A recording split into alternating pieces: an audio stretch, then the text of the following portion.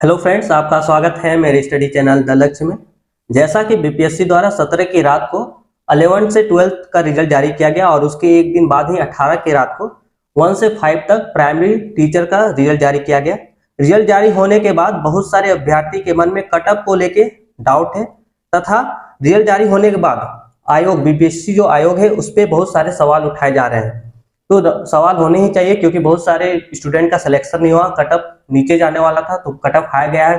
किसी का कहना है कि बीएड वालों का भी सिलेक्शन हो गया है, जबकि बीएड वालों का मामला अभी उच्च न्यायालय में अटका हुआ है। उनका केस अभी सुनवाई 30 तारीख को फैसला मिलने वाला है। तो बहुत सारे इस टाइप के सवाल है कि एक बच्चे का 2-3 बार सिलेक्शन हो गया, प्राइमरी में भी 11 से 12 तक। उनका कहना है कि एक कैंडिडेट एक सिलेक्शन होना चाहिए। तो इस सब सवालों पे आज हम लोग डिस्कस करने वाले हैं इस वीडियो में। और जो कटअप लेके डाउट है, कितने कटअप पे लगभग जो होने वाला है, सिलेक्शन हुआ है, रिजल्ट जारी किया गया, तो एज्यूम करके क्या कटअप है एनालिसिस करने के बाद इस वीडियो में मैं बताने वाला हूं। तो वीडियो को पूरा देखना है, स्किप नहीं करना है। डिटेल में हम लोग हर चीज, हर डाउट और आयोग को क्या सावधानी बरतनी चाहिए, क्या स्टेप लेना चाहिए ताकि स्टूडेंट का फ्यूचर बर्बाद ना हो और सभी का अच्छे से सिलेक्शन हो जाए। क्योंकि आयोग का सिर्फ सही से एग्जाम लेना ही दायित्व नहीं होता है, एग्जाम से लेके सही तक उनका ज्वाइनिंग होना, ये प्रक्रिया पूरी नीट एंड क्लीन होनी चाहिए। इनकी भी जिम्मेदारी बीपीएससी या कोई भी आयोग का दायित्व होता है। तो चलिए इस वीडियो को हम लोग शुरुआत करते हैं और पूरी डिटेल्स इस वीडियो में देखते हैं। उससे पहले मेरे चैनल को सब्सक्राइब करके सपोर्ट कीजिएगा दोस्तों, लाइक कीजिएगा। इससे रिलेटेड इंफॉर्मेशन जो भी होगा मेरे चैनल के माध्यम से मिल जाएगा। जैसे कि आप मेरे स्क्रीन पे देख पा रहे हैं, बीपीएससी टीचर वैकेंसी 2023 क्या टोटल सीट था, कितने पोस्ट पे रिजल्ट दिया गया, उसके बारे में पहले हम लोग देख लेते हैं। ठीक है, प्राइमरी टीचर का जो रिजल्ट 18 तारीख के रात में दिया गया है। ठीक है, प्राइमरी टीचर 1 से 5 तक का रिजल्ट, इसमें टोटल जो सीट था 79,943 सीट था।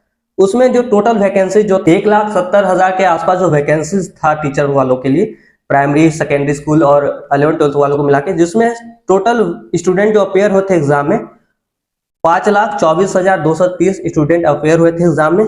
और प्राइमरी वालों का जो रिजल्ट है 79,943 में मात्र रिजल्ट दिया गया, 62,653 स्टूडेंट का ही रिजल्ट जारी किया गया है।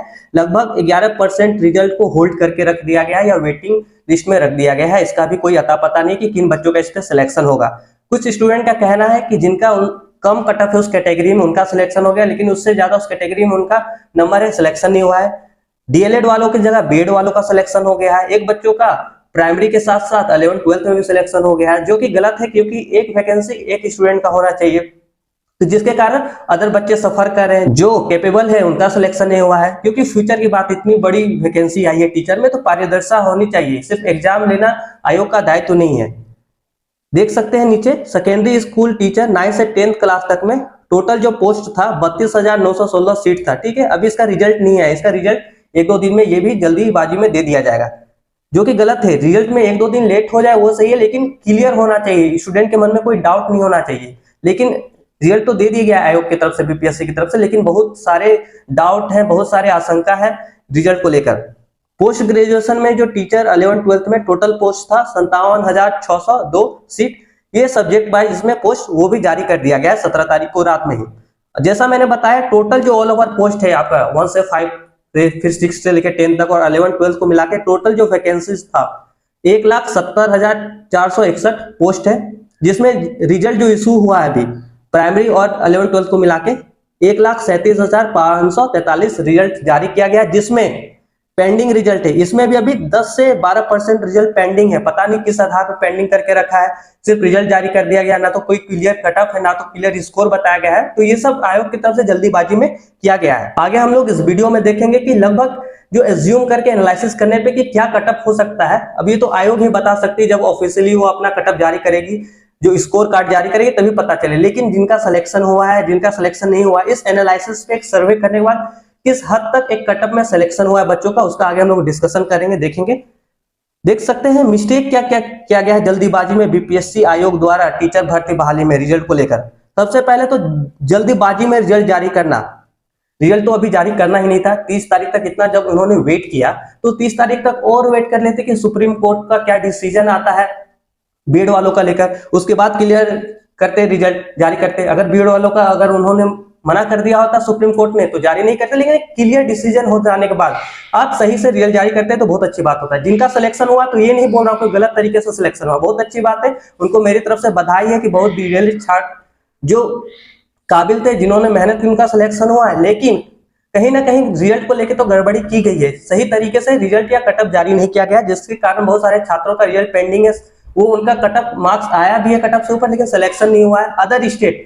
अदर स्टेट का भी यहाँ बताया जा रहा है, स्पेशली लड़कियों का सिलेक्शन हो गया। जो 35% आरक्षण बिहार में दिया गया ओबीसी वालों के लड़कियों को, उसमें अदर स्टेट की लड़कियां जैसे यूपी की बहुत सारी महिलाओं का सिलेक्शन हो गया। तो अदर स्टेट की लड़कियां भी यहाँ पे आरक्षण से ले रही हैं और स्टेट वालों, बिहार वालों का ही सिलेक्शन नहीं हो पाया। तो ये सब बहुत बड़ी मिस्टेक है, जल्दबाजी में रिजल्ट जारी कर देना, ये सबसे बड़ा मिस्टेक है आयोग का। क्लियर हो जाना था कोर्ट की तरफ से, फिर आप रिजल्ट देते। उसके बाद एक ही बच्चे का कई सीट पर रिजल्ट जारी होना है, इसका मतलब जिन्होंने फॉर्म भरा है उसका रिजल्ट जारी हुआ है, 11 से 12 में भी उनका हो गया है सिलेक्शन, उनका प्राइमरी में भी 1 से 5 तक में हो गया है। अगर 9 से 10 का भी रिजल्ट आता है तो उनके में भी उनका सिलेक्शन हो जाएगा। तो एक ही बच्चे का 3 जगह सिलेक्शन हो जाएगा, 3 जगह उन्होंने सीट कैप्चर कर लिया है, 3 जगह काउंसलिंग में जाना होगा, और फिर बाद में कहीं अपने मन से एक जगह वो सिलेक्ट करेंगे, फिर बाद में वो 2 सीट को छोड़ देंगे तो वो वैकेंसी रहेगा, जिसके कारण अदर बच्चों का सीट उनके चलते बर्बाद हो जाएगा। और इसके कारण आयोग ने अभी तक ये भी नहीं बताया कि अगर ऐसा किया भी गया तो आपको वेटिंग लिस्ट या फिर बाद में सेकेंड लिस्ट निकाला जाएगा। तो ऐसा कुछ क्लियर नहीं दिया गया है। तो ये आयोग को स्पष्ट करना चाहिए, अगर एक बच्चे का 2-3 जगह सिलेक्शन हो भी गया है, प्राइमरी में या 11-12 में भी दोनों जगह अगर दे दिया गया है, तो उनको बोलना चाहिए क्लियर की वेटिंग लिस्ट हम लोग निकालेंगे, उनका सिलेक्शन क्लियर होने के बाद, काउंसलिंग होने के बाद आपका सेकेंड लिस्ट या कटअप नीचे करके फिर से बाकी बचे हुए वैकेंसीज पे सीट जारी करके कटअप को फिलअप करेंगे हम लोग सीट को। तो क्या फायदा इतनी बड़ी वैकेंसी निकालने के बाद अगर सीट वैकेंट रह जाता है तो इसका कोई मतलब नहीं होता है। तो उसके बाद कट ऑफ क्लियर ना होना, सबसे बड़ी बात है कि स्टूडेंट को कट ऑफ ही नहीं पता है कि किस कैटेगरीज में क्या कट ऑफ पे सिलेक्शन लिया गया है। ये सबसे बड़ा डाउट है स्टूडेंट। कट ऑफ क्लियर हो जाता है, स्कोर आपने आंसर की मिला लिया था, उन्होंने अपना ओएमआर शीट, तो उन्होंने तो अपना स्कोर पता है। तो प्लीज कम से कम आयोग से रिक्वेस्ट है कि वो कट ऑफ जल्द ही जारी कर दे और स्कोर कार्ड कि आपका क्या स्कोर है सभी कैंडिडेट का और किस कैटेगरीज में क्या कट ऑफ से सिलेक्शन लिया गया है, ताकि डाउट क्लियर हो जाए। और ये भी स्पष्ट करना चाहिए कि बीएड वालों का, जैसा बताया जा रहा है बहुत सारे स्टूडेंट का कमेंट करके कि बीएड वालों का भी सिलेक्शन हो गया, तो बीएड वालों का सबका क्यों नहीं हुआ, कुछ लोगों का क्यों हुआ है, शायद उन्होंने बीएड के साथ डीएलएड का भी फॉर्म फिलअप किया होगा। तो ये सब क्लियर करना चाहिए आयोग को। वेटिंग लिस्ट जारी ना होना, इसके बारे में कोई अभी तक बताया नहीं गया है कि नीचे सेकेंड लिस्ट जारी किया जाएगा या वेटिंग लिस्ट जारी किया जाएगा, ये भी अभी पेंडिंग में आयोग द्वारा क्लियर नहीं किया गया है। उसके बाद है कुछ बीएड स्टूडेंट का प्राइमरी में सिलेक्शन होना, मैंने जैसे पहले बताया जिनका 11-12 में भी हो गया है और उन्होंने डीएलएड का भी अगर किया है साथ में बीएड के साथ डीएलएड, तो डीएलएड में भी 1 से 5 तक में सिलेक्शन हो गया, तो उन्होंने दोनों जगह अपना सीट कैप्चर कर लिया। और जो डीएलएड करके जो कैपेबल स्टूडेंट है उनका अच्छा कटअप होने के बाद भी पेंडिंग में चला गया है रिजल्ट या सिलेक्शन नहीं हुआ है, उनका रिजल्ट में उनका रोल नंबर नहीं है। फिर उसके बाद स्कोर कार्ड का ना जारी होना, स्कोर कार्ड का जारी नहीं होना तो कंफर्म आपका पता भी नहीं स्टूडेंट को अपना स्कोर क्या है, और कटअप जारी ना होना, ये सब बहुत जल्दीबाजी में किया जा रहा है। तो आयोग से रिक्वेस्ट है कि फ्यूचर बच्चों का फ्यूचर का सवाल है, थोड़ा टाइम ले लेकिन अच्छे से रिजल्ट पारदर्शिता के साथ रिजल्ट को जारी करे, कोई भी गड़बड़ी ना होनी चाहिए, क्योंकि बच्चों का के सीट बहुत मायने रखता है। 1-2 दिन वो वेट कर सकते हैं, लेकिन एक भी गलती स्टूडेंट के फ्यूचर के साथ खेल सकती है या उनके फ्यूचर को बर्बाद कर सकते हैं, क्योंकि बहुत सालों बाद टीचर वैकेंसी, इतनी बड़ी वैकेंसी आई है अभी तक और बहुत सारे स्टूडेंट वेट कर रहे थे। तो प्लीज आयोग से रिक्वेस्ट है, अतुल प्रसाद जी से रिक्वेस्ट है कि थोड़ा टाइम लेके अच्छे से संशोधन करके रिजल्ट और कटअप को जारी करे। उसके बाद हम लोग देखते हैं नीचे क्या कटअप स्टूडेंट का गया होगा। ये एक अप्रॉक्स कटअप मैं बता रहा हूं, किस अंदाज पे, जिनका सिलेक्शन हुआ है और जिनका मार्क्स होने के बाद भी कटअप में लिस्ट में नाम नहीं आया है, रिजल्ट में नाम नहीं, उसके आधार पर एक एज्यूम में कटअप बता रहा हूं। जैसे कि 1 से 5 तक का ये मैं बता रहा हूं, प्राइमरी में जिनका सिलेक्शन हुआ है। जैसे कि जनरल में मेल का 65 प्लस से 70 के बीच में कटअप बना है, यानी 65 प्लस से 65 पे भी नहीं प्लस, यानी 67 68 के ऊपर जिनका भी मार्क्स है 70 तक में उनका सिलेक्शन हुआ। इस बीच में मतलब मिनिमम जो मार्क्स है 65 प्लस से 70 के बीच में कटअप का सिलेक्शन लिया गया जनरल वालों का। पहले बताया जा रहा था हर टीचर, हर कोचिंग संस्थान ऑनलाइन या ऑफलाइन के माध्यम से कि कटअप बहुत कम जाए, लेकिन अपोजिट हुआ है। बीएड वालों का रिजल्ट ना देने के बावजूद भी कटअप हाई गया है, क्यों गया है? आयोग को इस पे क्लियरिफिकेशन देना चाहिए, इतना कटअप हाई जाने का क्या कारण है। तो पहले बताया जा रहा था कि जिनका भी 60-65 से जनरल में तो वो हो जाएगा, जिनका भी ओबीसी में 50-55 है उनका सिलेक्शन हो जाएगा, लेकिन नहीं, हर कैटेगरीज में 5-10 मार्क्स कटअप ज्यादा गया है। तो जनरल में 65 प्लस है, इसके नीचे नहीं, 65 प्लस से 70 के बीच में जिनका मार्क्स आया है और उनके बाद जिनका हाई है 67 से जिनका भी हाई है जनरल में उनका सिलेक्शन हुआ है। पुरुषों का बात कर रहा हूं मैं। जनरल फीमेल में 55 प्लस, ठीक है, 55 या 55 से जिनका नीचे है महिलाओं का, जनरल की महिलाओं का बात कर रहा हूं, 55 से 60 यानी मिनिमम जिनका मार्क्स है 55 प्लस और 60 उनका ही सिलेक्शन हुआ है। ईडब्ल्यूएस में 60 प्लस प्लस 65 मिनिमम जिनका मार्क्स है, मैक्सिमम तो आप 150 का था, 150 में किन्होंने बहुत अच्छे स्टूडेंट है तो 150 भी लाए हुए, तो मैक्सिमम की बात नहीं कर रहा है, मिनिमम कटअप की बात कर रहा हूँ। मिनिमम कटअप मिनिमम पे ही लिखता है कि आप अगर इतनी पे ला लेते हैं, अगर आप 60 स्कोर कर लेते हैं और आपका 60 मार्क्स है तो आप सिलेक्ट हो जाएंगे।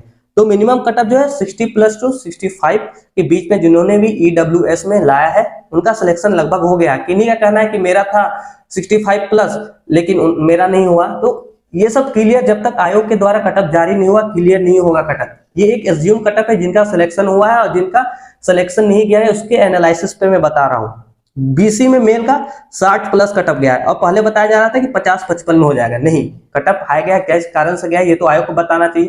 कटअप क्या गया है ये क्लियर बताना चाहिए आयोग को, प्रेस कॉन्फ्रेंस पे या नोटिफिकेशन जारी करके स्कोर कार्ड जारी करना चाहिए, क्यों 10% रिजल्ट होल्ड करके रखा गया है आयोग की तरफ से, तो ये सब क्लियरिफिकेशन आयोग की तरफ से जरूर देना चाहिए क्योंकि बच्चों का फ्यूचर का सवाल है, सिलेक्शन का सवाल है।